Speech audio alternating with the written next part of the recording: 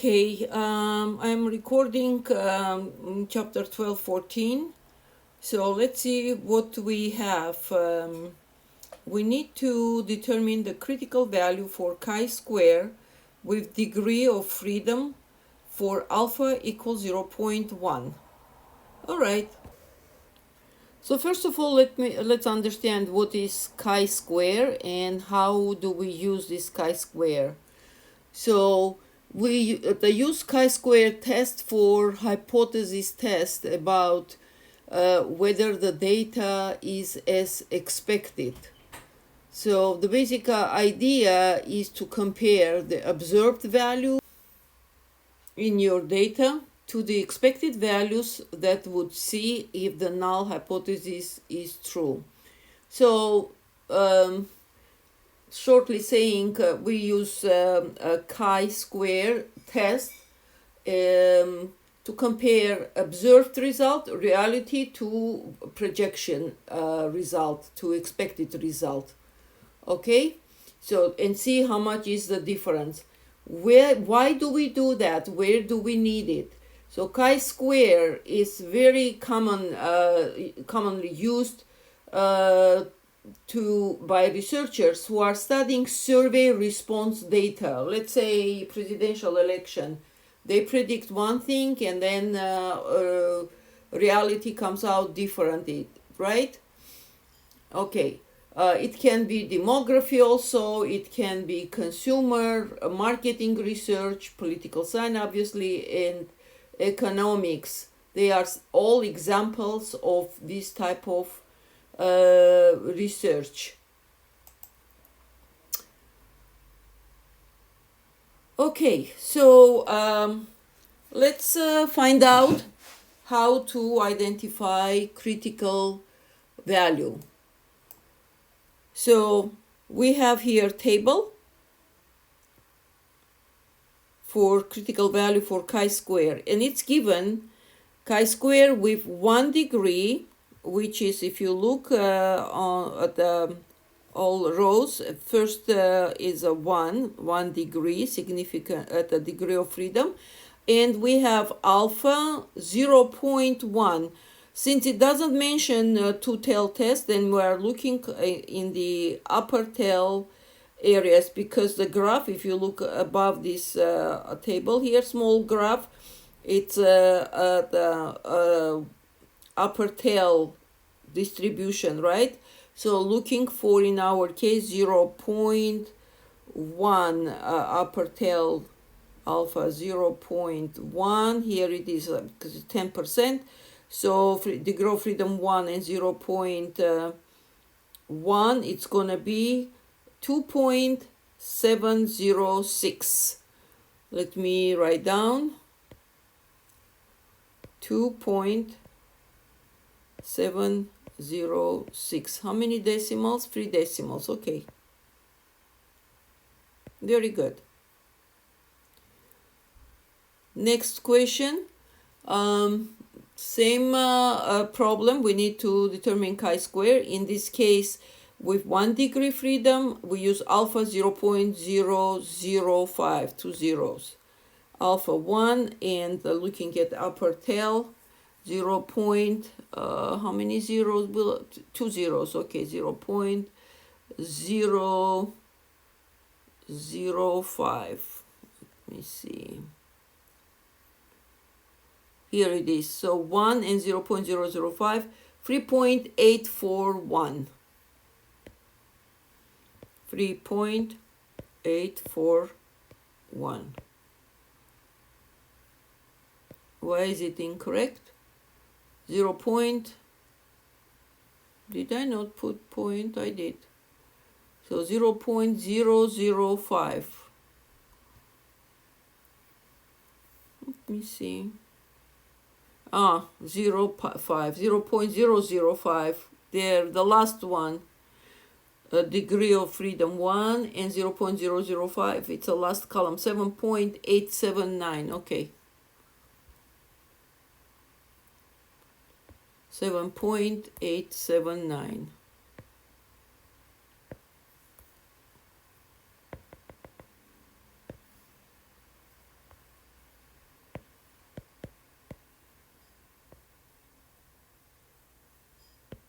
Okay, very good. Question number 3. So what does it say?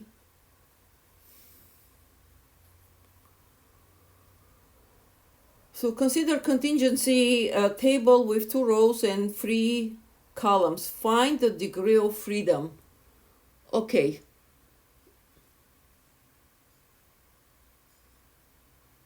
How many columns we have? 3 columns. So 3 minus 1 is 2, because we go by its contingency table. Its column is the one who will identify the degree of freedom. 3 columns, which means minus 1, it will be our degree of freedom. Next one, we need to find critical value. So 0.1, our degree of freedom is 2. 0.1, okay. 0.1, oh, it's here. 2 second line, second row, and 0.1 is the column. 4.605. Okay. 4.605. And now we need to find the same thing, but critical value for 0.005. Remember, 005 with 2 zeros, it's the last column. So it's going to be second line, last column, 10.597. 10.597.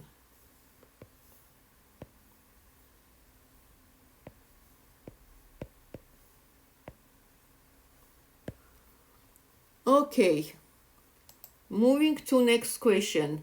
For this problem, use multiple regression. Okay, so far we did linear regression. Remember, it was b0 plus b1 x1. Multiple regression, when we have more than one axis. Here we have 2 axes. X is 1j, and then we have x2j. So here is the question. Interpret the meaning of the slope. The slope we have for x1j is 5, for x2j is 3, right? Slope. And 10 is our intersection. So what does it say? If x1 increases 1 unit, y increases 5 units. So far it's good. But if x2 increases 1 unit, y increases 3 units. That cannot be at the same time. They are working with each other, x1, x2 also. So this cannot be the case. So B is similar. So it cannot be the case. Let's see. Now this is different. C and D. If x2 is a constant, that's a different story. When it's constant, that means you are getting linear regression, right? So y will be dependent on x. So if x2 is constant, when x increases 1 unit, y increases by 5 units. Very good. If x1 is constant, then when x2 increases 1 unit, y increases 3 units. That's correct. I say it's C. It whatever slope is, that's increase. The meaning of y-intercept. So we need to do meaning of y-intercept. So what do we have? The y-intercept 5. Okay, we have y-intercept 10. So it's going to be the B or C. So let's read B. The y-intercept 10 is the estimate of mean value if of y if x1 is 0. That is not true because we have x2 also. We cannot ignore. Oh, looks like it's C. The y-intercept 10 is the estimate of the mean value if x1 and x2 are both 0. That's a different story because you get x at the y equal 10 only and only if both nx and nx1 and x2 are zeros, right? Okay. Next question. So, using multiple regression equation, multiple regression we practically use when we have more independent variables. It's more complicated case when independent variable are several. Okay, so interpret the meaning of slope. So what slope does here?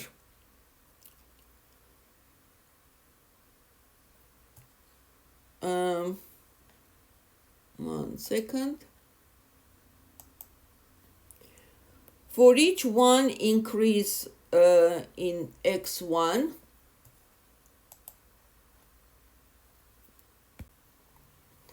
y will decrease. Why? Because x1 has negative slope, right? -4. So it's gonna decrease and estimated 4 units, right? Because it's -4. Okay. And holding, in this case, x2 constant. So x2 has to be constant to make y dependent depending on x1. For each 1 unit increase in x2, so y will increase because we have +8, an estimated 8 units, holding x1 constant, right? Very good. Interpret the meaning of y-intercept. Okay, so let's see what we gonna have. So our intercept is 50, so it's gonna be either C or D. So y-intercept 50, it's reading C. Y-intercept 50, estimate the value of y when x1 and x2 are 0. That is correct. But what is second? I mean C, yes. Value of y. I'm sorry, I was reading the wrong one. I said 50. 50 is a C and D, right? Because our intercept 50. So, okay, set reading C and then reading B, sorry. The intercept 50 estimate the value of y when x2 is 0. That's not the case. Both of them have to be 0. This looks like D. Okay.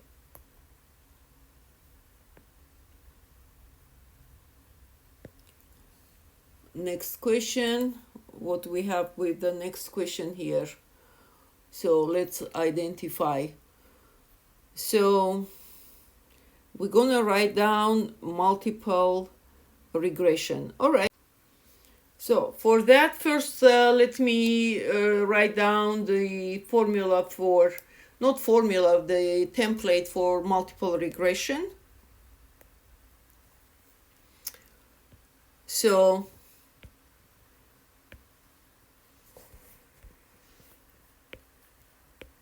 y is equal b0 plus b1 x1j plus b2 x2j. So b1 is intercept and b1 and b2 are slopes. So let's follow what we have. I'm going to take b0 intercept. Our intercept in this case, it's gonna be which one? It's gonna be here, this coefficient, overall coefficient, intercept 11.89. It's a first line and second column coefficient, intercept and coefficient 11.89. So it's going to be here 11.89. Okay, next. For next one, we need to get the slope. right? That's a B1. It's going to be the slope, which is going to be, in our case, the slope of revenue, 0.69. I already know this word problem, that's why you can read it so I understand. 0.69. And the second slope for x2, it's going to be slope of efficiency. So revenue and plus efficiency. So coefficient of efficiency 0.84 if I round it up. 0.84. Good job. And what is next? So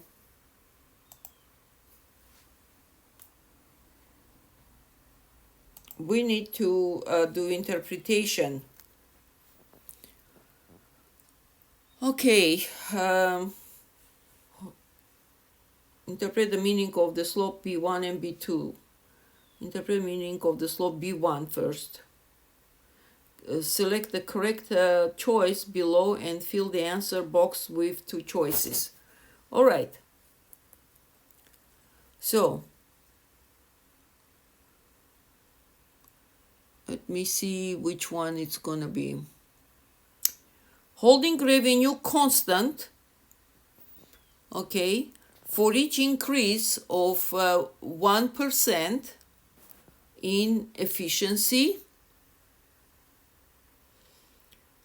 No, that's wrong. It cannot be 1% because it has to be increased by of 1 unit, not percent. So it seems to me it's going to be B. Holding the efficiency constant for each increase of 1 billion in revenue, okay, the mean percent of a non-profit organization total expenses that are allocated directly to charitable services is predicted to increase the revenue 0.69 because the 0.69 is a coefficient for revenue. Remember here, 0. Revenue coefficient and revenue 0.69. That's why we use 0.69, which is asking in the form of percentage is going to be 69%. Okay. And the next one,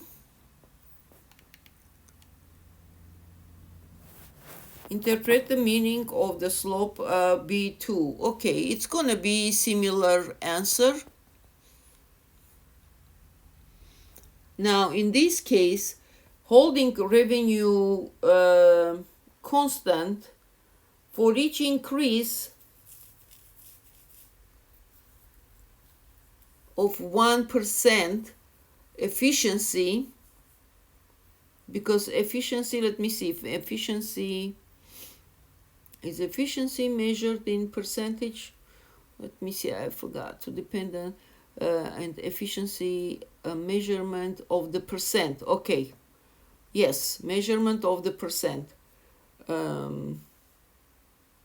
So therefore, holding revenue constant for each increase of 1% in efficiency, the mean percent of non-profit organizations' total expenses are allocated directly in charitable service is predicted to increase by x2. Where is my slope for x2? 84%.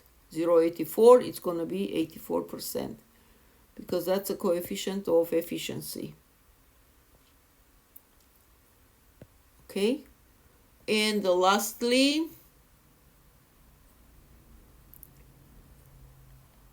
C, what conclusion can you reach concerning non-profit charitable commitment? So once again, please read carefully the word problem before you answer your questions. So whatever measurement is asking, saying that measurement, increase of that measurement is going to be. Revenue is in dollar amount, efficiency is in percentage. That's why for revenue I picked $1 billion. For efficiency I chose 1%. Okay, what conclusion can you reach concerning non-profit charitable commitment? Okay, let me see. The non-profit charitable commitment can be predicted using either revenue or efficiency, but not both. That's not true, because commitment Y is equal revenue plus the efficiency, right? Here in the formula. Okay, A falling out, it's not the case. B,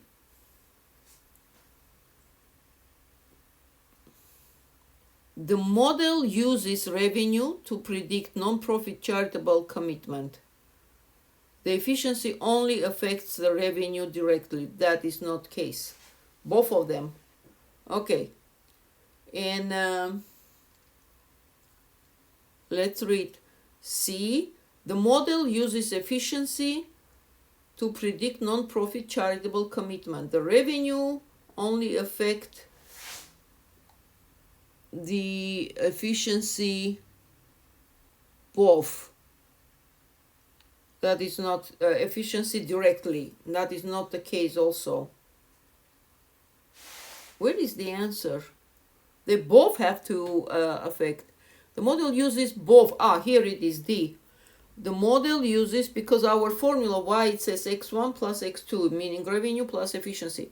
The model uses both revenue and efficiency to predict, finally. Bingo. Okay, question number 7.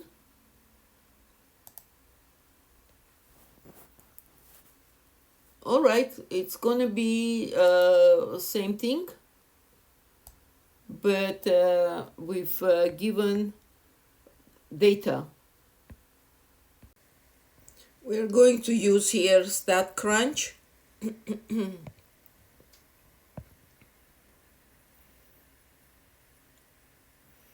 Okay, since we have the multiple regression equation, I'm going to go Stat, click Stat, and then I have here regression and choose multiple linear. Okay, my Y value is gonna be total FT job added, and X variable gonna be total work worldwide revenue, and FT the voluntary turnover. And we are building the parameter estimate of parameters. So, and actually here you have already written down total the jobs added, negative 591 0.61 blah blah blah plus 0.03 blah blah blah. Total worldwide revenue, it's gonna be your X1, and then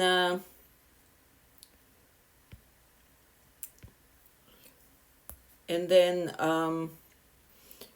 92 point and the whole 9-yard number, it's gonna be your voluntary turnover.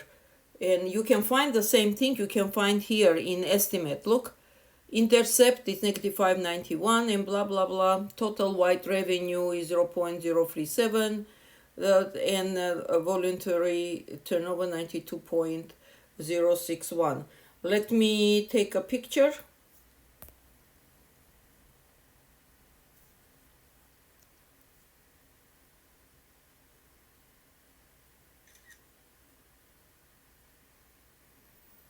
And I'm going to plug in here. So I'm going to have how much we need to round it to the nearest integer as needed. Okay, coefficient to 4 decimals. Okay, so Y is gonna be intercept negative 5, 9, 2, I'm rounding, okay, and then x1 for decimals, it's gonna be 0.0370, and this one it's gonna be 92.0684 if I round it. Let me see. Minus 0.03. Okay. The and plus 48. Round, let me see, round x to 1 coefficient to the nearest integer. Okay, this one we need to round to nearest integer, so it's going to be 92. Maybe that's why. And x1 till 4, okay? Fantastic. All right, so next we're going to do interpretation, the meaning of the slope b1 and b2, which means 0.037 and 92. Okay, so what is going to be here? For a given turnover, for each increase of $1 million in revenue, our revenue is in dollar amount, right? The job added is estimated by increase of B1. For given revenue, for each increase of 1% in turnover, the number of jobs added estimated by B2. I would say that's a D. Very good. And then C, interpret the meaning of the regression coefficient B0. All right. So the coefficient B0 represents the estimated number of total job added when there is voluntarily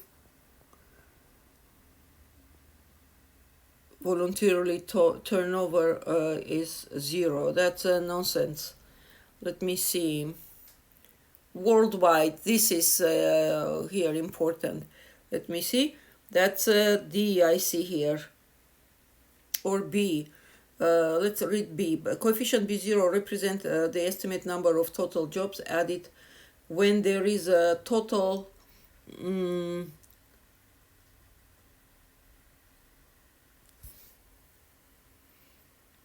total worldwide revenue and the voluntary turnover 0. Okay, this one B. I thought D at the beginning, but then I didn't see that there wasn't voluntary turnover. Why voluntary turnover is in percentage and revenue in 0? Because in the word problem it's talking about dollar amount, about revenue, and turnover talking about percentage. That's why. And next, let's do D. What conclusion we can draw concerning full-time jobs added? So we have to use both of them, right? The model has to use both. It looks like it's going to be C. Let's read. The model uses both the revenue and the voluntary turnover to predict, because both of them are at the member of equation, right? Prediction. Okay. All right.